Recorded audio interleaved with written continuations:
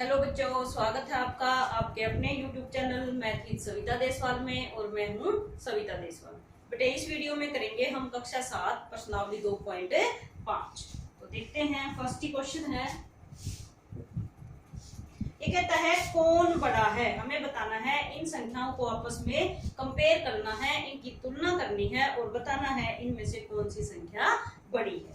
0.5 अथवा 0.05। जब हम इनको कंपेयर करेंगे, इनकी तुलना करेंगे, तो देखते हैं बेटे ये इसमें जीरो क्या है, इकाई का अंक, इसमें भी इकाई का अंक क्या है, जीरो। फिर दोनों में दशमलव है। अब इसमें जो दशांश का अंक है वो कितना है, 5 है। इसमें दशांश का अंक कितना है, 0 है। तो यहाँ 5 है, यहाँ 0 है। कौन बड़ा हुआ, 0 या 5? 5 बड़ा हुआ। तो ये है 0.5 और ये है 0.05। यानी कि पहले हम इकाई का अंक मैच करेंगे, इकाई के अंक की तुलना करेंगे, फिर दशांश के अंक की, फिर शतांश के अंक की और फिर सहस्त्रांश के अंक की। बता देती हूँ बेटा, मैं आपको थोड़ी बार संख्या लिखना बता देती हूँ। सबसे पहले हम क्या लिखते हैं, इकाई। ये हमें पहली दूसरी कक्षा में वैसे बता दिया जाता है, फिर भी एक बार बता देती हूँ। दहाई, सैकड़ा, हजार, 10,000। इस प्रकार इकाई, दहाई, सैकड़ा, हजार, 10,000 ऐसे हम लिखते जाते हैं। मान लिया मैंने यहाँ पे लिख दिया 98301। तो इसको हम क्या पढ़ेंगे, इकाई का अंक 1, दहाई का अंक 0, सैकड़े का 3, हजार का 8 और 10,000 का 9। और ये संख्या बन जाएगी हमारी 98,301। अगर यहाँ पे अब पॉइंट आ गया और मैंने यहाँ पे लिख दिया 2, ये आ गया हमारा दशांश, क्या, 10वां हिस्सा, दशांश। इसके पीछे लिख दिया मैंने 5, ये आ गया हमारा शतांश यानी कि 100वां हिस्सा। इसके बाद मैंने लिख दिया 1, लिख दिया, ये क्या है, इसको हम सहस्त्रांश भी कहते हैं और हजारवां भी कहते हैं। क्यों कहते हैं, क्योंकि ये 1 से गुना करने से आता है इसलिए इसको इकाई का अंक कहते हैं। ये 10 से गुना करने से आता है इसलिए दहाई का अंक कहते हैं। ये 100 से गुना करने से आता है, ये 1000 से, ये 10,000 से। इसी प्रकार ये 10 से भाग करना होता है, ये 100 से भाग करना होता है और ये 1000 से भाग करना होता है। इसलिए इसको दशांश, शतांश और इसको हजारवां या सहस्त्रांश कहते हैं। तो अब देखते हैं प्रश्न बेटा। तो इनमें से कौन बड़ा है, 0.5 बड़ा है किससे, 0.05 से। और जो संख्या बड़ी होती है उसकी तरफ खुले का निशान आता है और जो छोटी होती है उसकी तरफ बंद का निशान आता है। सेकंड पार्ट है 0.7 या 0.5। अब इनमें से बताना है हमें कौन बड़ा है। इकाई का अंक दोनों में 0 है, दशांश का अंक इसमें 7 है और इसमें 5 है। तो कौन बड़ा हुआ, शतांश में, क्योंकि इसमें बड़ा अंक है इसलिए ये बड़ा हो जाएगा और ये हम नहीं लगाएंगे। तीसरा है 7 अथवा 0.7, 7 या 0.7। अब इसमें इकाई का अंक कितना है, 7। इसमें इकाई का अंक कितना है, 0। कौन बड़ा हुआ, बाद में तो हम पीछे तो हम बाद में देखेंगे ना। सबसे पहले अंक यानी इकाई के अंक को आपस में तुलना करते हैं। तो इसमें इकाई का अंक 7 है, इसमें इकाई का अंक 0 है। तो 7 बड़ा है इसलिए ये संख्या बड़ी हो जाएगी। अगला है 1.37 अथवा 1.49। पहले किसको देखेंगे, इकाई के अंक को, दोनों के बराबर हैं। फिर देखेंगे दशांश को, इसमें दशांश 3 है, इसमें दशांश 4 है। तो हमें और आगे जाने की आवश्यकता नहीं है, 4 जो है वो 3 से बड़ा है। फिर है बेटे 2.03 या 2.30। फिर वही इकाई का अंक दोनों में बराबर है, दशांश का इसमें 0 है और इसमें 3 है। तो कौन बड़ा हुआ, 3 बड़ा हुआ। आखिरी पार्ट है 0.8 और 0.88। अब इसमें इकाई का अंक बराबर है, दशांश का अंक इसमें 8 है, इसमें भी 8 है। अब अगला जो शतरांश का अंक है, सहस्त्रांश का, इसमें है ही नहीं, तो मतलब 0। इसमें 0 है और इसमें 8 है, तो कौन बड़ा हुआ? 8 बड़ा हुआ। तो ये था हमारा क्वेश्चन नंबर 1 प्रश्नावली 2.5 का। अब देखते हैं प्रश्न नंबर 2, सवाल नंबर 2। सेकंड क्वेश्चन में क्या कहता है ये? दशमलव का उपयोग करते हुए निम्नलिखित को रुपए के रूप में व्यक्त कीजिए। पहला ही पार्ट क्या है? 7 पैसे। 1 रुपए में 100 पैसे होते हैं, इसलिए जब हम पैसों को रुपए में बदलेंगे बेटे, तो उस संख्या को 100 से भाग कर देंगे, तो पैसे जो है वो रुपए में परिवर्तित हो जाएंगे। तो इसको रुपए में बदलने के लिए क्या करेंगे? 7/100। और जब इसको 100 से भाग करेंगे तो क्या आ जाएगा? 1, 2। 1 के पीछे 2 जीरो है, तो इसका मतलब पॉइंट भी 2 अंक छोड़ के लगेगा।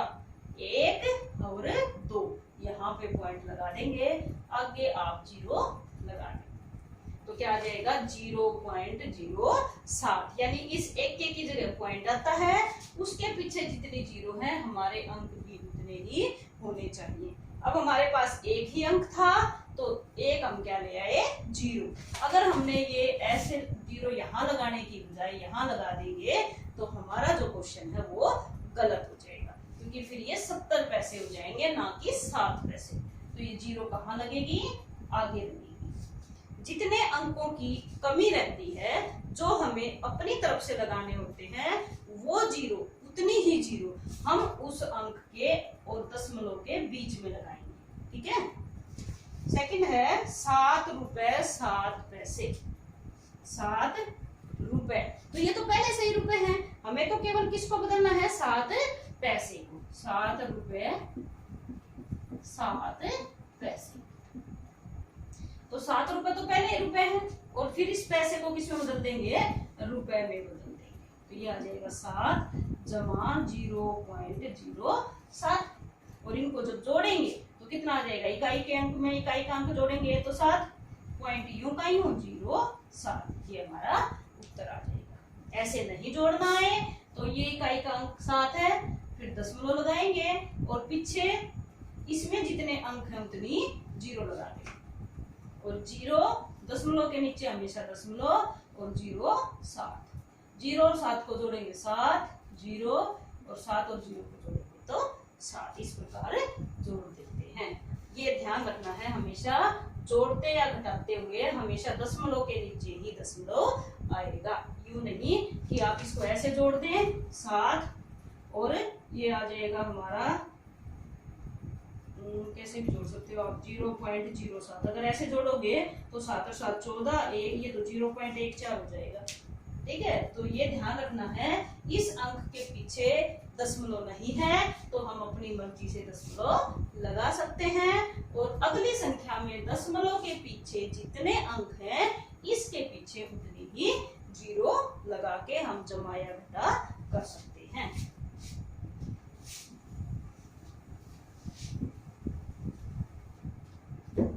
तीसरा पार्ट है 77 रुपए 77 पैसे।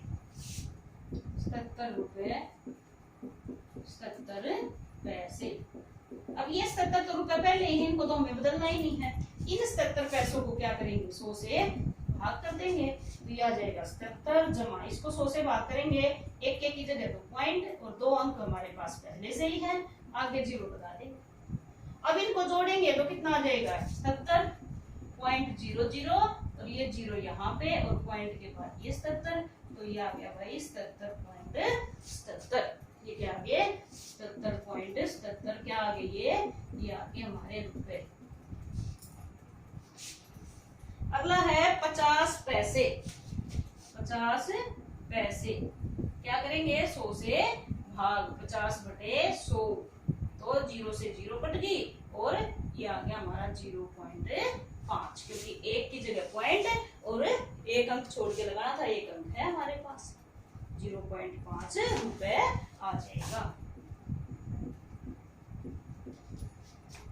अगला है 235 पैसे और उसको बदलना है रुपए में, तो इसलिए कितने से भाग करेंगे? 100 से। 100 से भाग करेंगे तो 2 अंक छोड़ के पॉइंट लगाना है, यानी कि 2.35 रुपए जो है वो हमारा आंसर आ जाएगा। 2.35, क्योंकि 2 अंक छोड़ के पॉइंट लगाना था, इस एक के की जगह पॉइंट और दोनों जीरो की जगह दोनों अंक आ जाएंगे। ठीक है, तो ये था हमारा क्वेश्चन नंबर सेकंड। अब देखते हैं क्वेश्चन नंबर थर्ड।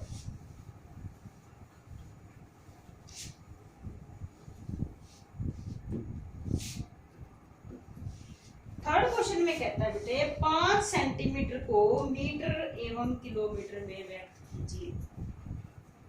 इसके लिए मैं आपको एक चार्ट बताती हूँ कैसे हम इनको बदलते हैं। सबसे पहले क्या आता है? Kilometre, kilometre. फिर क्या आता है? Hectometre, hectometre. फिर आता है डेकामीटर, डेकामीटर। और फिर आता है मीटर। फिर आता है डेसीमीटर, डेसीमीटर। फिर आता है सेंटीमीटर, सेंटीमीटर। और फिर आता है millimetre, millimetre. Kilo, hecto, deca, metre, deci, centi, milli. अब इनमें करना क्या है? ये जो मिलीमीटर है ये सबसे छोटी इकाई है। अगर हम छोटी इकाई को बड़ी इकाई में बदलते हैं, छोटी इकाई को बड़ी इकाई में बदलते हैं तो भाग करेंगे। कितने से भाग करेंगे? अगर इससे अगली संख्या में बदलेंगे, यानी अगर मिलीमीटर को सेंटीमीटर में बदलेंगे तो 10 से भाग करेंगे। अगर डेसीमीटर में बदलेंगे 100 से भाग करेंगे। अगर मीटर में बदलेंगे 1000 से भाग करेंगे। अगर डेकामीटर में बदलेंगे 10,000 से भाग करेंगे। अगर हेक्टोमीटर में बदलेंगे 1 लाख से भाग करेंगे। और किलोमीटर में बदलेंगे तो 10 लाख से भाग करेंगे। यानी अगर छोटी इकाई से बड़ी इकाई की तरफ जाएंगे तो भाग करते जाएंगे। अगर मिलीमीटर को हमें सीधा ही डेकामीटर में बदलना तो क्या करेंगे? कितने से भाग करेंगे? 1 जीरो यानी 10, 100, 1000, 10,000। अगर मैं मिलीमीटर को सीधा हेक्टोमीटर में बदलना चाहती हूँ तो क्या करूंगी? 10, 100, 1000, 10,000, 1 लाख। 1 लाख से भाग करूंगी। इसका विपरीत, इसका उल्टा, अगर हम बड़ी संख्या को छोटी संख्या में बदलना चाहते हैं तो हम गुणा करेंगे। कितने से गुणा करेंगे? अगर मैं किलोमीटर को हेक्टोमीटर में बदलूंगी 10 से गुणा करूंगी। डेकामीटर में बदलूंगी 100 से गुणा करूंगी। मीटर में बदलूंगी 1000 से गुणा करूंगी। डेसीमीटर में बदलूंगी 10,000 से गुणा करूंगी। सेंटीमीटर में बदलूंगी 1 लाख से गुणा करूंगी। और मिलीमीटर में बदलूंगी तो 10 लाख से गुणा करूंगी। अगर मैं डेकामीटर को सेंटीमीटर में बदलना चाहती हूँ तो बड़ी इकाई से छोटी इकाई की तरफ जा रही हूँ, गुना करना पड़ेगा। कितने से गुना करना पड़ेगा? देखो, डेकामीटर को सेंटीमीटर में बदलना है, 1 जीरो यानी 10, 100, 1000, 1000 से गुना करेंगे। इस प्रकार हम इनको बदलते हैं। तो अब हमें थर्ड क्वेश्चन में क्या करना है? 5 सेंटीमीटर को किस में बदलना है? मीटर में बदलना है पहले, मीटर। अब सेंटीमीटर कहाँ था? ये रहा। किस में बदलना है? मीटर में। तो इसमें बदलता है तो 10 से भाग होता, इसमें बदलेंगे तो कितने से भाग करेंगे? 100 से। यानी कि 5/100 क्या बन गया? ये मीटर बन गया। अब इसको भाग करेंगे तो कितना आ जाएगा? 0.05 मीटर। अगली बार है किलोमीटर में बदलो। 5 सेंटीमीटर को किलोमीटर में बदलो। अब 5 सेंटीमीटर को मुझे किलोमीटर में बदलना है। तो 5 सेंटीमीटर, सेंटीमीटर यहाँ था, किलोमीटर यहाँ है। कितने से भाग करूंगी? 10, 100, 1000, 10,000 1,00,000, यानी कि 1,00,000 से भाग करेंगे। 1,00,000 से भाग करेंगे तो कितना आ जाएगा? 0 पॉइंट, इसकी जगह पॉइंट आ गया। कितने अंक छोड़ेंगे? 1 2 3 4 5, 1 2 3 4 और 5वां तो ये खुद ही है, तो ये किसमें बदल दिया हमने? इसको किलोमीटर में। ठीक है, ये था हमारा थर्ड क्वेश्चन का फर्स्ट पार्ट। अब देखते हैं सेकंड पार्ट। सेकंड पार्ट में क्या कहता है? 35 मिलीमीटर को, 35 मिलीमीटर, मिलीमीटर कहाँ है? सबसे आखिर में, सबसे छोटी इकाई। इसको किस में बदलना है? सबसे पहले सेंटीमीटर में। अब सेंटीमीटर इससे अगली थी, यानी कितने से भाग करेंगे? 10 से। तो 35 को अगर 10 से भाग करेंगे तो वो आ जाएगा सेंटीमीटर में, और 10 से भाग करेंगे तो एक अंक छोड़ के पॉइंट लगाएंगे, यानी 3.5 सेंटीमीटर। अगली बार किसमें बदलना है? मीटर में। अब मिलीमीटर को बदलना है मीटर में, तो 10 100 1000, यानी हम 35 को किससे भाग कर देंगे? 1000 से भाग कर देंगे, तो ये किस में आ जाएगा? मीटर में आ जाएगा। क्या आ जाएगा? 0.035 मीटर। और फिर कहता है किलोमीटर में। अब 35 मिलीमीटर को किलोमीटर में बदलेंगे तो कितने से भाग करेंगे? मिलीमीटर को किलोमीटर में कितने से करना पड़ेगा? 10 100 1000 10,000 लाख 10 लाख, 10 लाख से इकाई, ढाई, सैकड़ा, हजार, 10,000 लाख और 10 लाख। ठीक है, अब कितने अंक छोड़ के पॉइंट लगाएंगे? 6, तो 1 2 3 4 और 2 ये रहे 6। ये किसमें बदल दिया हमने? इसको किलोमीटर में। तो बेटे अगर हम इधर से इधर आएंगे तो भाग करेंगे, और बड़ी इकाई से छोटी इकाई की तरफ जाएंगे तो